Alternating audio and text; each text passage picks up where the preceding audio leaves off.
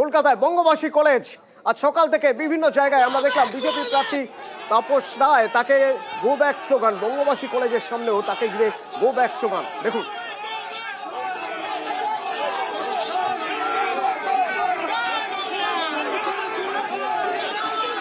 কাশীপুর, বেলেঘাটা, এবার বঙ্গবাসী কলেজ।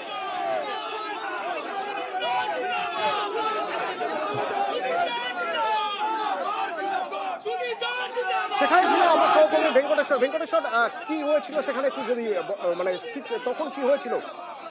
দেখো, বঙ্গবাসী কলেজে সেখানে বুথে যে বুথ তৈরি করা হয়েছে সেখানেই তাপস রায় যান এবং তারপরেই সেখানে তাপস রায়কে যে বিক্ষোভ শুরু হয়।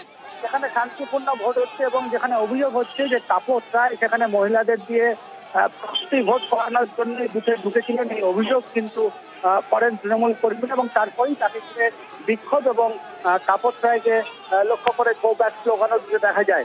একদিকে যেমন তৃণমূল কর্মীরা তারা গো ব্যাক স্লোগান দিতে থাকেন, অন্যদিকে বিজেপি কর্মীরা যারা তখন ছিলেন সেখানে জয় শ্রীরাম স্লোগান, একেবারে পাল্টা জয় শ্রীরাম স্লোগান দিতে থাকেন। তাপস রায় যদিও তিনি বলেছেন যে তার বিরুদ্ধে যে অভিযোগ উঠেছে সেই অভিযোগ পুরোপুরি ভিত্তিহীন। তিনি একজন প্রার্থী, সেই প্রার্থী হিসেবে বুথে সমস্ত এজেন্ট বসেছে কিনা, শান্তিপূর্ণভাবে ভোট হচ্ছে কিনা সেটাই তিনি দেখতে গিয়েছিলেন।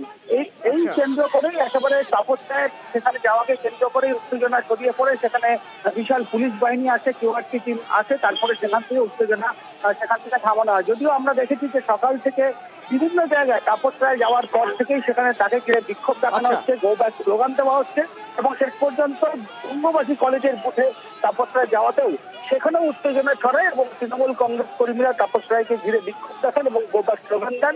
পাল্টা বিজেপি কর্মীরা সেখানে জয় শ্রীরাম স্লোগান দিতে শুরু করেন। ধন্যবাদ।